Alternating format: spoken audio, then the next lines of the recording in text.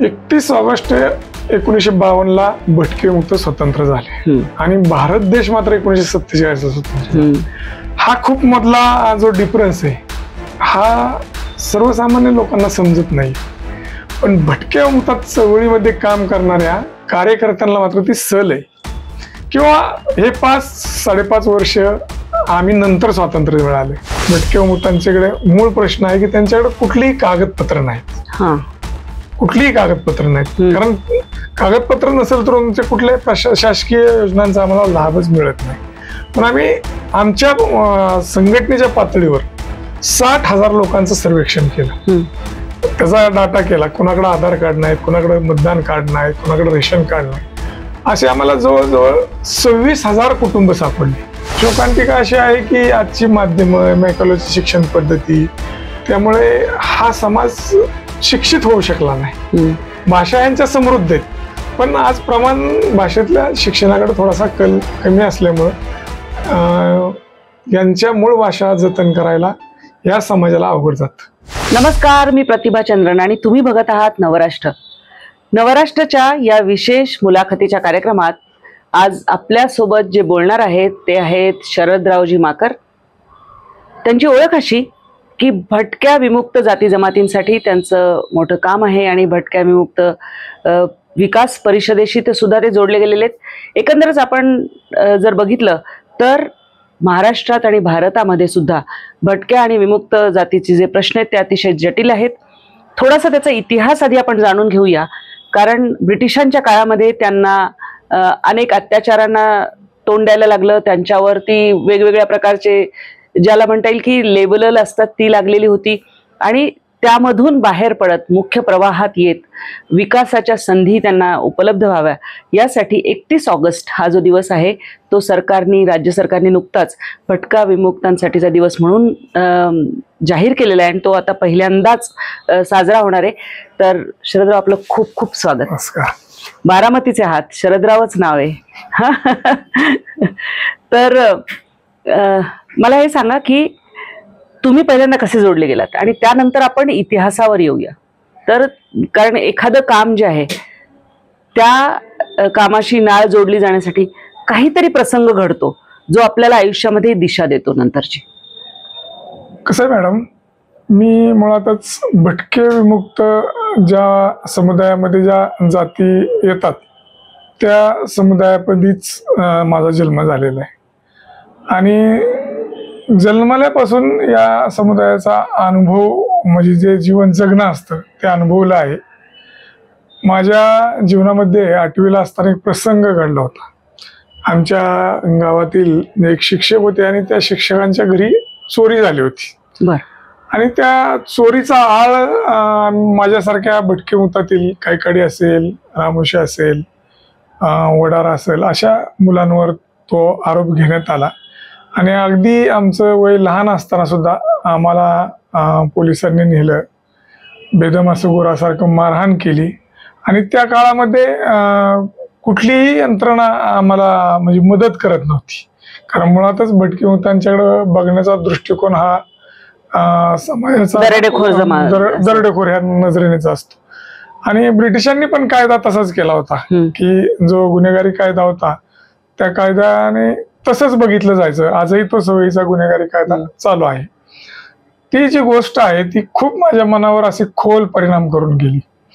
त्यामुळं मी ज्यावेळेस माझं शिक्षण पूर्ण झालं आणि नोकरीला जॉईन केलं त्यानंतरच मी ठरवलं होतं की माझ्या आयुष्यातले काही दिवस या समाजाच्या उत्थानासाठी आपण खर्च करायचे. म्हणून मी त्या कालखंडामध्ये म्हणजे अगदी वयाच्या 18-19 वर्षापासूनच मी अनेक भटके मुक्तांच्या चळवळींच्या कार्यक्रमाला जात असे. त्यामुळे पद्मश्री दादा दाते असतील, पद्मश्री गिरीश प्रभुने असतील, अगदी लक्ष्मण माने असतील, लक्ष्मण गायकवाड असतील, अशा अनेक भटके मुक्तांमध्ये काम करणाऱ्या सगळ्या चळवळी मी जवळून अनुभवल्या, अभ्यासल्या आणि मग माझ्या लक्षात आलं की या सर्वांमध्ये भटके मुक्तांसाठी तळमळीने काम करणारी भटके मुक्त विकास परिषद ही एक चांगली संघटना आहे. मी त्या कालखंडामध्ये माझे सांसारिक जबाबदारी असल्यामुळे लगेच जोडलो गेलेलं नाही त्याशी, पण मी असं ठरवलं होतं की भविष्यामध्ये या संघटनेमध्ये काम करायला मिळालं तर चांगलं होईल. पण माझं दुर्दैव म्हणावं की हे मला त्यात सुरुवातीच्या काळात काय काम करता आलं नाही. कालांतराने माझ्या सांसारिक जबाबदाऱ्या जरा विस्तारत गेल्या आणि ज्यावेळेस माझी मुलं मोठी झाली त्यावेळेस मी पुन्हा नव्याने या चळवळीशी जोडायचं, संघटनेशी जोडायचं असं ठरवलं. आणि मग काही या परिषदेचे जे कार्यकर्ते होते त्यांच्याबरोबर संपर्क करून मी आता परिषदेचे काम करतो. सध्या माझ्याकडे भटके मुक्त विकास परिषदेची पश्चिम महाराष्ट्रातील सहप्रांत प्रमुख अशी सहसंयोजक अशी माझं दायित्व आहे, माझ्याकडे जबाबदारी आहे. त्या माध्यमातून मी काम करतो. आपण थोडासा इतिहास जर समजून घ्यायचा प्रयत्न केला तर या किती जाती जमाती आहेत आणि एकंदर त्यांचा अंदाजे आकडा जर म्हणायचं झालं तर महाराष्ट्रामध्ये किती असू शकतो? हे बघा, म्हणजे 1871 जो गुन्हेगारी कायदा झाला, या गुन्हेगारी कायद्याने देशभरातल्या जवळपास 198 जाती ह्या गुन्हेगार म्हणून ब्रिटिश सरकारनं घोषित केल्या होत्या. त्यामध्ये महाराष्ट्रात साधारणतः एक 14 जाती येतात.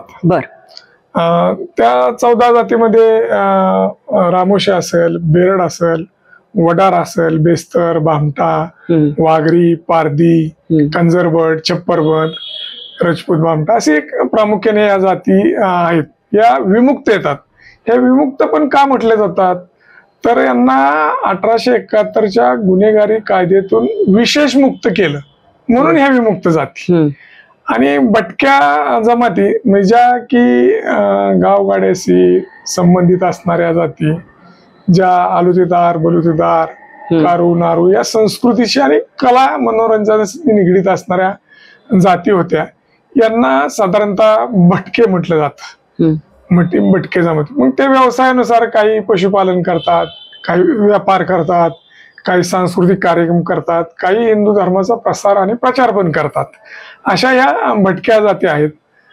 यामध्ये वासुदेव येतो, पिंगळा जोशी येतात, मसनजोगी येतात, गाडिया लोहार येतात, परत आपण अस्वलवाले आहेत, माकडवाले आहेत, सापवाले आहेत, कोल्हाटे आहेत. अशा अनेक वेगवेगळ्या जाती या भटक्यांमध्ये येतात. मोठ्या प्रमाणामध्ये लोकसंख्येने आता यंटी क आणि ड म्हणजे वंजारी पण ड मध्ये येतो आणि क मध्ये धनगर पण येतो. याही भटक्या जमातीमध्येच मोडल्या जातात. पण मूळच्या ह्या ज्या जाती आहेत यंटी ब मधल्या ह्या 38 जाती आहेत. म्हणजे आणि त्या खूप लोकसंख्येने नगण्यच आहेत म्हणजे तसे महाराष्ट्रामध्ये म्हटले. आणि ते पण असं आहे की प्रत्येक जिल्ह्यामध्ये या जातीला वेगवेगळ्या नावाने ओळखलं जातं. म्हणजे आज विदर्भात काही काळी जर असेल तोच काही काळी सोलापूरमध्ये म्हणजे पश्चिम महाराष्ट्रामध्ये कोणची कर्वे नावाने ओळखला जातो.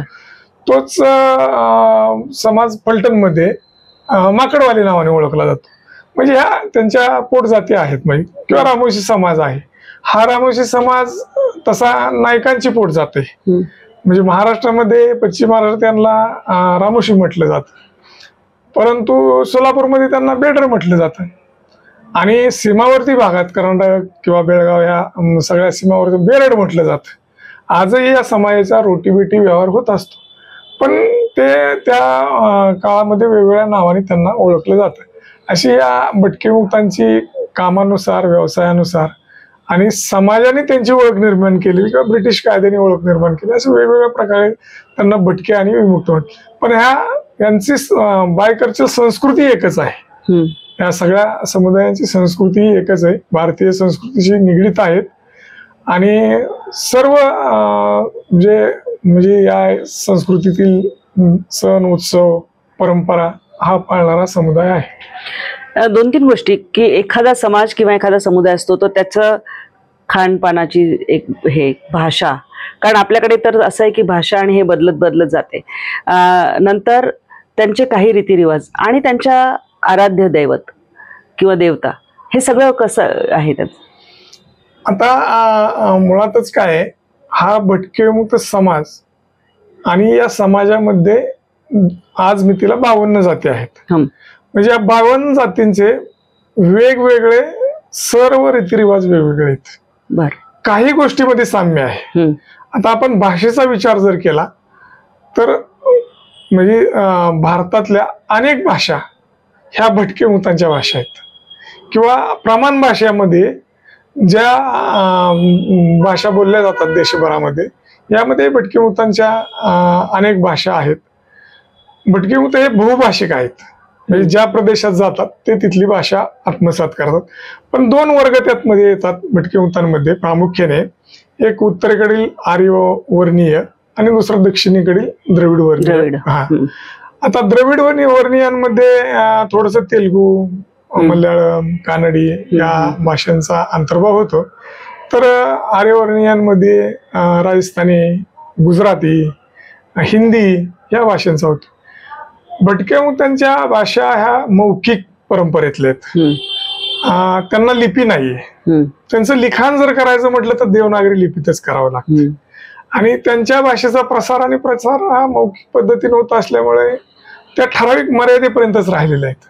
त्या मर्यादेच्या पलीकडे किंवा इतर जो सर्वसामान्य समाज बांधव आहेत त्यांच्यापर्यंत त्या तेवढ्या क्षमतेने पोचलेल्या नाहीत. कारण काय, यांचे व्यवसाय आणि यांची समाजात झालेली आवेलना त्यांना समाजापासून असुरक्षित वातावरण वाटत होतं. म्हणून ते एक सांकेतिक पारोशी भाषेमध्ये आपला व्यवहार करायचा. म्हणजे त्यांना एक भाषा जर म्हटलं तर त्यांची पारोशी भाषा आहे. कारण तुम्ही आज जर बघितलं तर भटके मुक्तांमध्ये गोंधळी समाज आहे. ते अक्षरज्ञान म्हणजे बोटांच्या हालचालीवरून आणि वाद्यावरून ते बोलतात एकमेकांसंग आणि ती भाषा त्यांना समोरच्याला समज. पण ही सर्वसामान्य महाराष्ट्रातील समाजाला समजणार नाही. आजही असे की वडार समाजाची भाषा कैकाडी समाजाला बोलता येणार नाही. आणि कैकाडी समाजाची भाषा कंजरभट समाजाला बोलता येणार नाही. आणि कंजरभट समाजाची भाषा रामस समाजाला बोलता येणार नाही. त्यातले काही दुवे सारखेच आहेत, पण काही असे आहेत की ते एकमेकाला समजत नाहीयेत. आणि सर्वसामान्य समाजाला तर ते समाजाच्या पलीकडेच आहेत. तरी आज काळाच्या ओघामध्ये या भाषा थोड्याशा लुप्त होत चाललेल्या आहेत.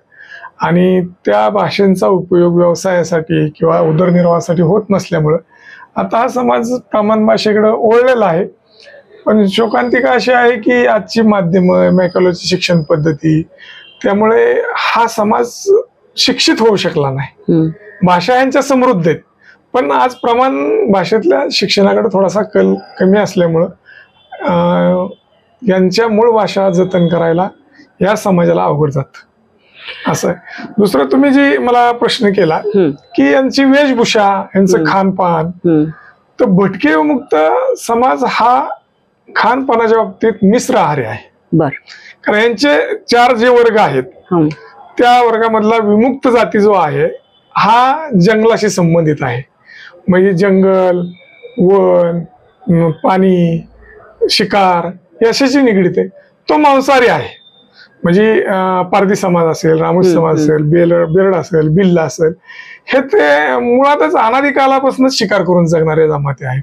त्याच्यामुळं मांसाहार हा असतोच. अगदी त्यांच्या कुठलाही सण, उत्सव, कार्यक्रम, विवाह जरी असेल तरी तो मांसाहार असतोच. त्या दुसऱ्या गोष्टीकडे जर आपण पाहिलं तर जे संस्कृती रक्षक किंवा संस्कृतीचा प्रसार करणारे आहेत, जसे की जोशी समाज असेल, नाथपंथी असतील, गोसावी समाज असेल, थोडस धार्मिक अनुष्ठान, धार्मिक कार्य, कुलाचार, कुलधर्म करणारे असतील, ही मंडळी मात्र पूर्ण शाकाहारी आहेत. असा 2 वर्ग त्यामध्ये आहेत. तिसरा वर्ग आहे की जो कष्टाची कामं करतो, म्हणजे जो वडार आहे, मसनजोगी आहे,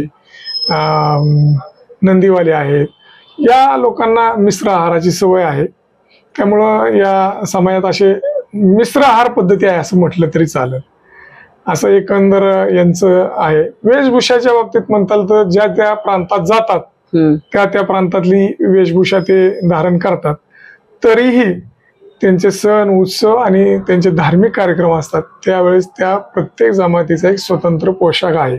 जसं की बंजारा, लमाण, तुम्ही पाहिलं तर त्यांचे पोशाख हे वेगवेगळे आहेत. पारधी समाज हा म्हणजे वेशभूषे बाबतीत एवढा सजग नाहीये. जसे मिळेल तसे कपडे घालून तो हे असतो. त्याच बदल्यात भाट समाज असेल, हेळवे समाज असेल, एकदम स्वच्छ कपडे, स्वच्छ पोशाख, अगदी जिरेटो, बंडी धोतर असं एकंदर त्यांचं पेहराव असतो. वेशभूषेच्या बाबतीतही त्यांच्यात वेगवेगळे प्रकार आहेत. परंतु स्त्रिया सगळे हिंदू समाजातील ज्या सर्वसामान्य स्त्रिया आहेत त्या सगळे साज शृंगार स्त्रिया करत असतात. ते थोडं का असाना पण ते शृंगार करतात. सण उत्सवाच्या बाबतीत पण म्हटले तर सर्व सण साजरे करतात, पण ते घरी गोडधोड काय करत नाहीत. बर. ते काय करतात तर भिक्षा मागून आणतात. बर. आणि आपला तसा समाज सहिष्णू आहे हिंदू समाज, त्यामुळे सण उत्सवाच्या टायमाला या लोकांना गोडधोड देत असतो, त्याच्यावरच ते गुजराण करत असतात. तसं स्वतंत्र असं आता काळाच्या ओघामध्ये करतात, पण इतकं परंपरा तेच आहे. आणि गावगाड्यामध्ये ती अजूनही चालू आहे. हा, गावगाड्यामध्ये चालू आहे, बऱ्यापैकी नाही म्हणतात ना, पण थोड्याफार प्रमाणात आहे. काही जण परंपरा टिकवण्यासाठी ते करतात आणि काही जण गरज आहे म्हणून करतात. असं आहे एकंदर त्यांचं जीवनमान. तुम्ही आणि या कामाशी जेव्हा जोडले गेलात, कसं होतं की आधी एक कारण घडतं, ते तुमच्या वळीत एक घडलं, आणि पण नंतर जसं जसं आपण त्यामध्ये जास्तीत जास्त खोल जातो तेव्हा लक्षात येतं की यांचे प्रामुख्याने हे प्रश्न आहेत आणि त्या प्रश्नांना वाचा फोडली पाहिजे, त्याच्यावर काही उपाय शोधले पाहिजेत. तर असे तुम्हाला कोणते त्यांचे कळीचे प्रश्न वाटले? ज्यावेळेस मी भटके मुक्त विकास परिषदेच्या संपर्कात आलो त्यावेळेस मुळातच परिषदेने त्याच्या अगोदरच या भटके मुक्तांच्या 4 आयामावर काम सुरू केलं होतं. शिक्षण, सुरक्षा, स्वावलंबन आणि आरोग्य, ह्या 4 विषयावर त्यांनी ऑलरेडी काम सुरू केलेलं होतं. आणि आजच्या या प्रक्रियेमध्ये शिक्षणाची खूप गरज आहे आणि मुंगरवाडी सारखा खूप असा उत्कृष्ट प्रकल्प परिषदेने एक आदर्श ठेवलेला आहे. तो प्रकल्प चालू आहे सोलापूर जवळ, ते धाराशिव जिल्ह्यामध्ये येतं. ते अनेक विद्यार्थी तिथून घडून गेलेले आहेत. त्याच्यामुळं तो एक त्यांचा आस्थेचा आणि जवळचा प्रश्न आला. दुसरं, सन्मानासाठी परिषदेने आंदोलन केलं होतं. त्यामध्ये जवळजवळ त्यावेळेस त्यांनी अनेक पोलीस अधिकाऱ्यांनी जो पारधी समाजावर अन्याय केला होता त्यांना निलंबित करण्यापर्यंत ते आंदोलन आणि ती चळवळ पुढे चालवली. त्यामुळे सुरक्षतेची भावना या भटक्या मुक्तांच्या समुदायामध्ये आली की परिषद आपल्यासाठी काहीतरी करू शकते, म्हणून तो एक मला वैयक्तिक भावलेला परिषदेचा विषय आहे. बाकी स्वावलंबनासाठी परिषद सातत्याने प्रयोग करत असते. तो एक अनुभव असा आहे की अन्सारवाडा म्हणून एक लातूर जिल्ह्यामध्ये गाव येतं, तिथं सिंधी समाज राहतो, गोपाळ समाज राहतो. तो वर्षानुवर्ष पिढ्यानपिढ्या दारू गाळण्याचा व्यवसाय करायचा. म्हणजे तो शिंदीपासून ताडी दारू असं ते एक त्यांचं जीवन होतं. पण परिषदेच्या कार्यकर्त्यांना असं वाटलं की ह्या व्यवसायापासून या समाजाची मुक्तता करावी आणि त्या मुक्ततेला एक चांगला मार्ग द्यावा, म्हणून त्या कार्यकर्त्यांनी खूप परिश्रम घेतला. लोकवर्गणी गोळा केली, म्हणजे अनेक ठिकाणच्या समाजामध्ये सहिष्णू माणसं आहेतच चांगले, त्या वर्गणीतून त्यांना बँड पथकाचं साहित्य दिलं. आज इतके उत्कृष्ट तिथले मुलं बँडचा व्यवसाय करतात. 6-7 पथकं झालेत आणि तो पूर्ण वस्ती दारू मुक्त, म्हणजे दारूच्या व्यवसायापासून मुक्त झालेली वस्ती आहे. आज अनेक मुलं तिथली शिकली, त्यांची चांगली पक्की घरं झालेली आहेत. असं हे परिषदेचं काम आहे. बाकी सन्मानाच्या बाबतीत म्हणताल तर भटक्या मुक्तांना आजपर्यंतच्या कुठल्याही प्रशासन शासनाने असा विशेष सन्मान दिला नाही. पण मी एक अनुभव म्हणून सांगतो, भटके मुक्तातल्या लोकांना सन्मान जर दिला असेल ना तर तो भटके मुक्त विकास परिषदेने दिला. त्याचं असं झालं की भटके मुक्त म्हणजे आता प्रभू श्रीरामांची अयोध्येमध्ये जी प्राण प्रतिष्ठा झाली, त्या प्राण प्रतिष्ठेला आमच्या भटके मुक्तातली काही कुटुंब ठरवून त्या कार्यक्रमाला नेली, त्यांना पहिल्या रांगेमध्ये स्थान दिलं, त्यांच्या हातून पूजा अर्चा केली. हे काम खूप मोठं परिषदेने केलेलं आहे. आजही आम्ही अनेक वर्ष झालं म्हणजे परिषद म्हणून पुण्यातील जे मानाचे 5 गणपती आहेत, दगडूशेठ असेल, तांबडी जोगेश्वरी असेल, केसरीवाड्यातल्या, या सगळ्या गणपतीच्या आरतीसाठी भटके मुक्तातल्या दरवर्षी जवळपास 60 ते 70 जोडप्यांना आम्ही आरतीसाठी घेऊन जातो आणि त्या लोकांना सन्मान देतो. त्यांचं मन भरून येतो. आम्हाला आजपर्यंत कोणी जवळ केलं नाही, म्हणजे खूप तो असा भावनिक प्रसंग असतो आजही आम्ही म्हणजे त्यांना आरतीला घेऊन गेलो होतो. त्यांना एक छोटीशी प्रतिमा दिली, म्हणजे त्या मंडळानेच दिली, म्हणजे त्या ट्रस्टने. पण एक त्यांना भावनिक विषय आहे. असे सन्मानाचे अनेक प्रयोग भटकेमुक्त परिषद या भटकेमुक्तांच्या कुटुंबांबरोबर राबवत असते. आता यमगरवाडी सारखं काम असेल आणि तर त्याच्यामध्ये ज्याला आपण म्हणतो की समाजातली मुलं ज्यांच्यावर एक अक्षरशः दरोडेखोर वगैरे असं एक लेबल लागलेलं होतं, एक ठपका होता, तो मोडून काढून चांगलं काही मिळवलंय असे काही आपल्या समाजातली मुलं कोण आहेत? आता काय आहे, आमच्याकडे एक ललिता जाधव म्हणून मुलगी, बर, म्हणजे तर ती बीटेक झालेली बर इलेक्ट्रॉनिक मध्ये. शिवाय आमच्याकडच्या अनेक मुली, 13 मुली जवळजवळ नर्सिंगचा कोर्स करून एका चांगल्या हॉस्पिटलमध्ये त्यांचं स्वतःचं जीवन जगतायत. अनेक मुलं वेगवेगळ्या खेळाच्या स्पर्धेमधनं त्यांचं नाविन्यपूर्ण असं योगदान देऊन त्यांनी नावलौकिक मिळवलेलं आहे. अशा अनेक गोष्टी यमगरवाडीच्या प्रकल्पातून घडलेल्या आहेत. कबड्डी असेल, पळणे असेल, क्रिकेट असेल, असे चांगल्या ठिकाणी ही मुलं आज योगदान देत आहेत. असं एकंदर आहे. म्हणजे परिषदेच्या माध्यमातून भटकेमुक्तांसाठी खूप काही यमगरवाडी प्रकल्पातून आजपर्यंत आउटपुट मिळालेलं दिसतं. तो एक प्रकल्प झाला, पण आता महाराष्ट्रभर परिषदेच्या कामाचं नेमकं जाळं कसं विणलं गेलेलं आहे आणि तुम्ही सगळे त्याला एकत्रित एकसूत्री करण्यासाठी कशा पद्धतीने प्रयत्न करता? मॅडम, असं आहे की भटकेमुक्त विकास परिषद हे संपूर्ण महाराष्ट्र प्रदेशसाठी आहे. आम्ही कामाच्या सोयीने काय केले की 4 प्रांत केलेत. देवगिरी प्रांत, विदर्भ प्रांत आणि कोकण प्रांत आणि पश्चिम महाराष्ट्र असे 4 प्रांत केलेत. संघटनात्मक दृष्ट्या प्रदेशाची एक वेगळी कार्यकारिणी आहेत. त्यामध्ये काही मंडळी काम करतात. त्यांच्या खाली प्रत्येक प्रांताची कार्यकारिणी आहे. त्या प्रांताच्या कार्यकारिणीमध्ये एक 10-11 लोक आहेत. परत जिल्हा मंडळ बनवलेत. त्या जिल्हा मंडळामध्ये 10-11 मंडळी आहेत. तालुका आणि वस्ती. कारण काय, भटकेमुक्त समाज कुठं आहे, तो वस्तीपर्यंत आहे, पालापर्यंत आहे. तर आमचं संघटन प्रत्येक वस्तीपर्यंत पोचलेलं आहे आणि त्या वस्तीतला कार्यकर्ता जर तयार झाला तरच खऱ्या अर्थाने भटकेमुक्तांचं काम उभं राहणार आहे. आणि आम्ही तसे भटकेमुक्त परिषद ही व्यक्तीसाठी काम करत नाही, म्हणजे व्यक्ती केंद्रित काम करत नाही, समाज केंद्रित काम करतो. म्हणजे कुणी एक व्यक्ती मोठा व्हावा म्हणून ही परिषद काम करत नाही. कारण समाज मोठा झाला, समाजासाठी काय योगदान देता आलं तर तो समाज सुधरेल, ही आमचं ब्रीदच आहे म्हणजे संघटनेचं. त्याच्यामुळे आम्ही समाज केंद्रित काम उभं करतो आणि प्रत्येक वस्तीपर्यंत आमच्या कामाची काही ना काही आम्ही योगदान देतोय. आता आम्ही जे भटकेमुक्तांच्याकडे मूळ प्रश्न आहे की त्यांच्याकडे कुठलीही कागदपत्र नाहीत, कुठलीही कागदपत्र नाहीत. कारण कागदपत्र नसेल तर तुमच्या कुठल्याही शासकीय योजनांचा आम्हाला लाभच मिळत नाही.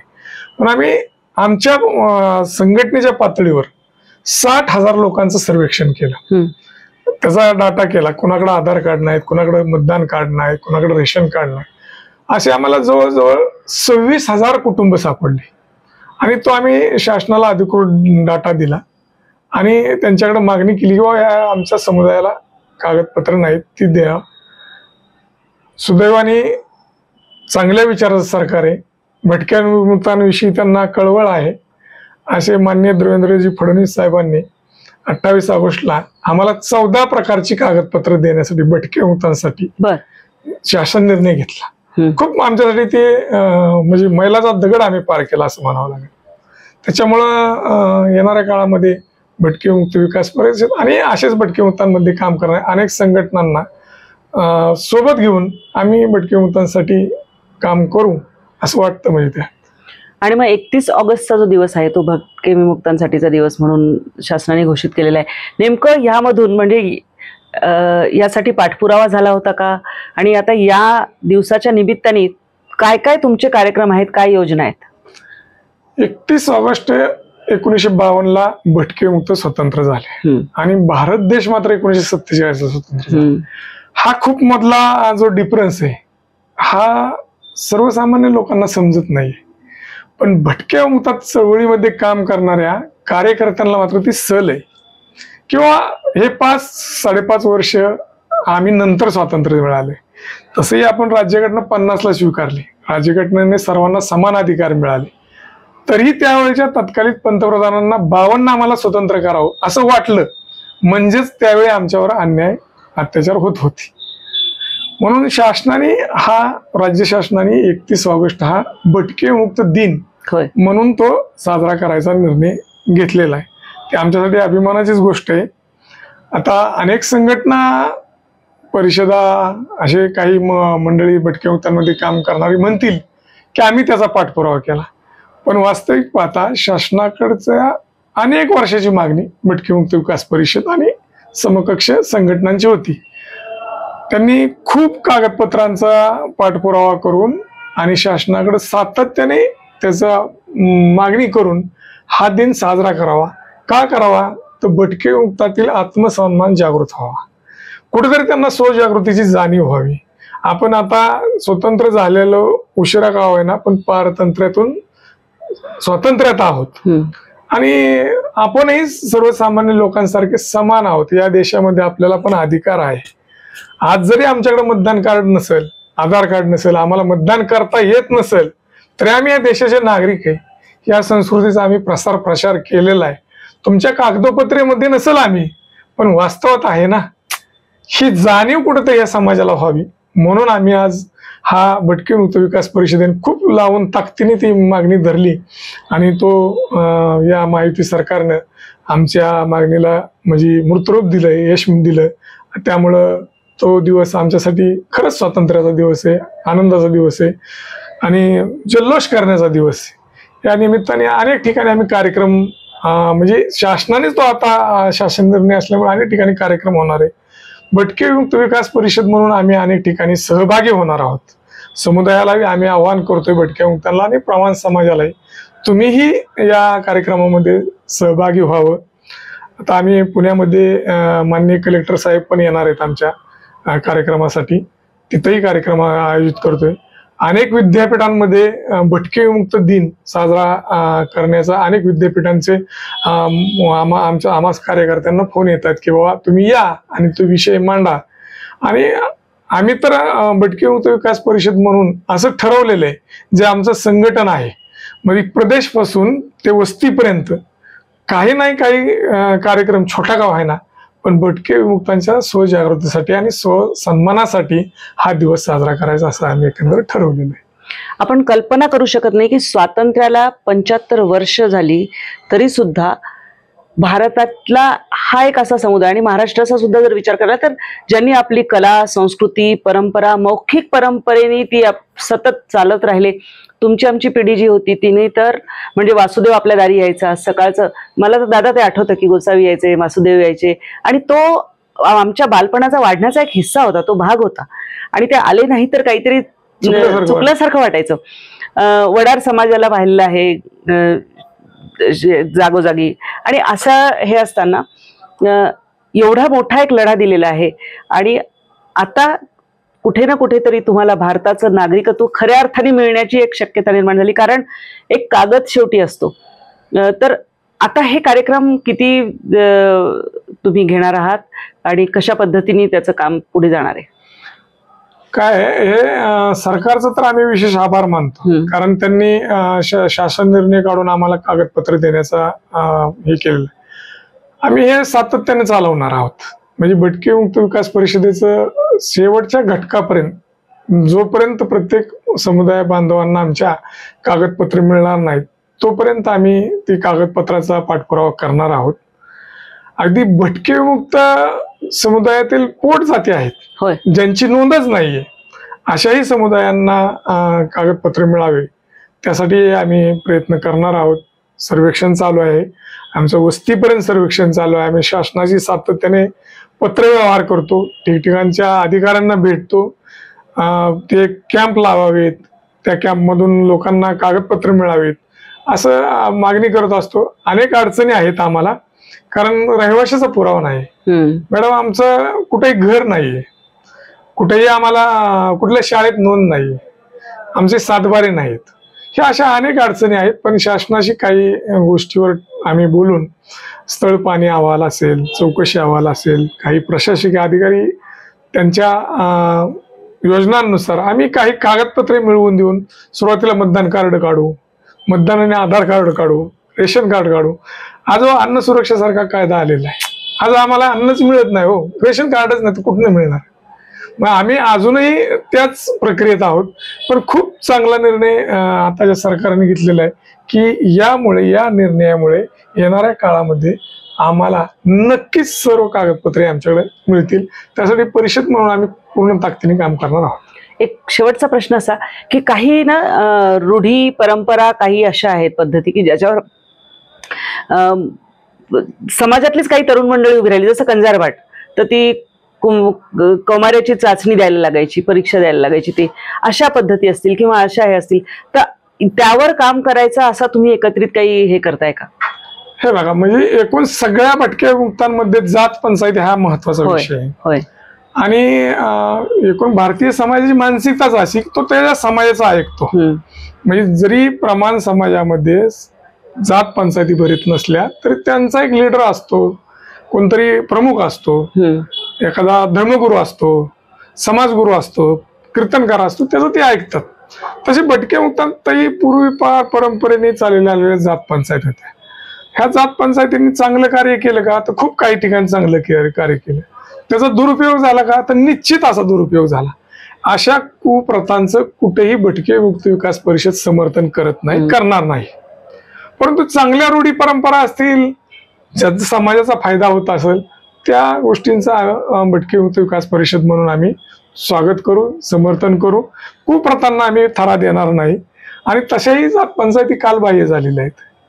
आजही म्हणजे जात पंचायती जशा कालबाह्य झाल्या तसे काही भारतीय कायदे पण कालबाह्यच आहेत. तो ब्रिटिश कायदेच आहेत, ते पण आपण विनाकारण सांभाळतोय.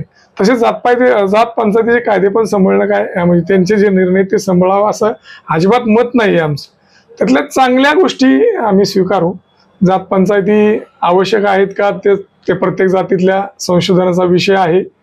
पण कुप्रथा आम्ही काही स्वीकारणार नाही, कारण त्याची समाज आणि स्वीकारूही नाही समाजाने, कारण त्यातून स्त्रियांचं, मुलांचं शोषण होतं आणि मग शोषणाने समाज उभा राहत नाही. त्यामुळं त्याच्याकडं थोडंसं दुर्लक्षच केलेलं चांगलं असं वैयक्तिक आमचं परिषदेचं मत आहे. परिषद म्हणून आम्ही त्याच्यावर जनजागृती करतो. अनेक म्हणजे आता तुम्ही जी कंजरगुट समाज सांगितलं, मी माझ्या सेटलमेंट पुस्तकामध्येच त्याची कहाणी लिहिलेली. कारण मी प्रत्यक्ष त्या व्यक्तींना भेटलो होतो, त्या मुलीला भेटलो होतो. तिच्या जीवनाचा प्रसंग मी लिहून काढला आणि ती माझ्या पुस्तकामध्ये मी लिहिलं पण ते. कारण ते कुप्रथाच आहे, ते म्हणजे योग्य नाहीच. अशा अनेक गोष्टी आहेत. चांगल्या गोष्टींचं समर्थन करू, वाईट गोष्टींचं समर्थन होणार नाही परिषद म्हणून. एक प्रचंड मोठं काम वर्षानुवर्ष काही लोक जे करतायत समाजातले, त्यामुळे टप्प्यावर एका आशा येऊन पोचलेलो आहे, एका वळणावर आशा येऊन पोचलेलो आहे की निदान मतदानाचा जो हक्क, मूलभूत हक्क मानला जातो, तो मिळण्याची शक्यता निर्माण झाली आहे. आपण या समाजाचं एक अभिन्न अंग आहोत, या देशाचं, या राज्याचं एक अभिन्न अंग आहोत. यासाठीची कागदोपत्री काही गोष्टी ज्या आहेत त्या होण्याची पण एक सुरुवात या निमित्ताने झालेली आहे. 31 ऑगस्ट हा दिवस म्हणून साजरा होणार आहे आणि त्यानिमित्ताने अनेक महत्त्वाची कामं पुढे होऊ शकतात. तुम्हाला काय वाटतं? या समाजातल्या लोकांना तुम्ही पाहिलं असेल, तुमच्या बालपणीचा जे माझ्या पिढीचे आहेत त्यांचा तो हिस्सा असतील, कुठले बदल नेमके केले पाहिजेत की ज्यातून ते समाजाच्या सगळ्या मुख्य प्रवाहामध्ये येतील आणि त्यांनाही विकसित भारताचा एक अंग म्हणून, अभिन्न अंग म्हणून सन्मान मिळेल? तुम्हाला या व्हिडिओबद्दल काय वाटतं, या मुलाखतीबद्दल काय वाटतं ते निश्चित कमेंट बॉक्समध्ये कळवा आणि चॅनलला सबस्क्राईब करायला विसरू नका. शरदराव, तुमचे खूप खूप आभार. धन्यवाद.